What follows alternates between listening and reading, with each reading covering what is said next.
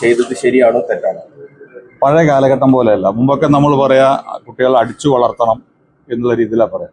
പക്ഷെ കാലം ഇന്ന് മാറിക്കഴിഞ്ഞു. ഇന്ന് രക്ഷിതാക്കൾക്ക് പോലും ഇന്ന് കുട്ടികളെ അടിക്കാൻ പാടില്ല എന്ന് പറയുന്നൊരു കാലഘട്ടമാണ്. ആ രീതിയിലാണ് ഇന്ന് കാലത്തിന്റെ ഒരു മാറ്റം. കാലത്തിന്റെ മാറ്റമല്ല, അതാണ് ശരി എന്നാണ് പറയുന്നത്. ഒരു രീതിയിലും കുട്ടികളുടെ മാനസിക വളർച്ചയ്ക്ക് തിരിച്ചടികൾ ഉണ്ടാകുന്ന ഒന്നും ഉണ്ടാവരുത്, രക്ഷിതാക്കളുടെ ഭാഗത്ത് പോലും ഉണ്ടാവരുത് എന്നുള്ളതാണ്. രക്ഷിതാക്കൾ ചെയ്താൽ പോലും രക്ഷിതാക്കളെ കൗൺസിലിംഗ് നടത്തണം എന്നാണ് ഇന്ന് പറയുന്നത്. അങ്ങനെ ഒരു കാലഘട്ടത്തിൽ ഒരു പൊതുവേദിയിൽ വെച്ച്, അദ്ദേഹം അധ്യാപകനാണ്, ഒരു പൊതുവേദിയിൽ വെച്ച് മറ്റു കുട്ടികളുടെ ഇടയിൽ നിന്ന് ഒരാളെ വിളിച്ചു വരുത്തി, നമ്മൾ കുട്ടികളാവുമ്പോൾ എല്ലാ കാര്യങ്ങൾക്കും എല്ലാവർക്കും ആൻസർ ചെയ്യാൻ പറ്റില്ല, ചിലപ്പോൾ എന്തെങ്കിലും പാളിച്ചകളുണ്ടാവും. അപ്പം അവിടെ വെച്ച് തന്നെ അതിനകത്ത് ശിക്ഷ കൊടുക്കുക, അല്ലെങ്കിൽ അവരെ കുട്ടികളെ മറ്റുള്ളവരുടെ ഇടയിൽ വല്ല മോശക്കാരായി കാണിക്കുക എന്ന് പറയുമ്പോൾ കുട്ടികൾക്ക് ഉണ്ടാകുന്ന മാനസികമായ പ്രയാസം വളരെ വലുതായിരിക്കും. അത് പഴയ കാലത്ത് നിന്നുകൊണ്ടല്ല, പുതിയ കാലത്ത് നിന്നുകൊണ്ട് ജലീൽ ചിന്തിച്ചാൽ ജലീലിന് അത് തെറ്റു പറയേണ്ടി വരും.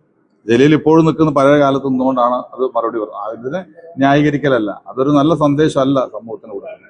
അദ്ദേഹത്തിന്റെ അടുത്ത് അദ്ദേഹം ചെയ്തൊരു കാര്യം അദ്ദേഹം ഒരു സതുദ്ദേശത്തോട് ചെയ്താണെങ്കിൽ പോലും ഇന്നത്തെ കാലഘട്ടത്തിൽ അത് ശരിയല്ല എന്ന് അദ്ദേഹം തിരിച്ചറിഞ്ഞ് അത് തെറ്റാണ് എന്ന് സമ്മതിക്കുന്നതായിരിക്കും അദ്ദേഹത്തിന് ശരിയെന്നാണ് എനിക്ക് തോന്നുന്നത്. ഈ നവീൻ ബാബുവിന്റെ കേസിൽ CBIക്ക് അന്വേഷണം വിട്ടാൻ മന്ത്രിസഭ തീരുമാനിച്ചിട്ടുണ്ട്. അതിന്റെ എന്തെങ്കിലും കാര്യങ്ങൾ ഞാനത് പറഞ്ഞുള്ള കാര്യങ്ങളാണ്.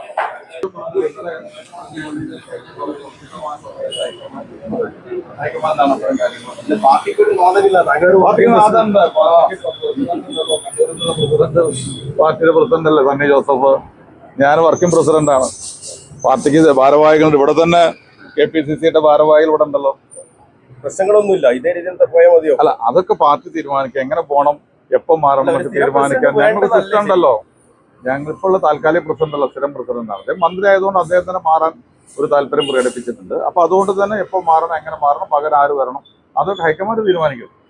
2 മാസം ആയിട്ടില്ല ഞങ്ങളുടെ ഗവൺമെന്റ് വന്നിട്ട്. അതൊരു KPCC പ്രവർത്തനങ്ങൾ പോകുന്നു. ഇപ്പോഴും KPCC അതിന്റെ പ്രവർത്തനങ്ങൾ നടത്തുന്നുണ്ട്. അതുകൊണ്ട് എവിടെയും പ്രവർത്തനങ്ങൾ നടത്താൻ സാഹചര്യമൊന്നുമില്ല. അപ്പൊ അതുകൊണ്ട് ഒരു അനാവശ്യമായ ധൃതി കാണിക്കേണ്ട. ഹൈക്കമാൻഡിന് അറിയാം എന്ത് ചെയ്യണമെന്നുള്ളത്. അവരത് ഉചിതമായ സമയത്ത് കാര്യങ്ങൾ ചെയ്യും. ഒരു പ്രധാനപ്പെട്ട വകുപ്പ്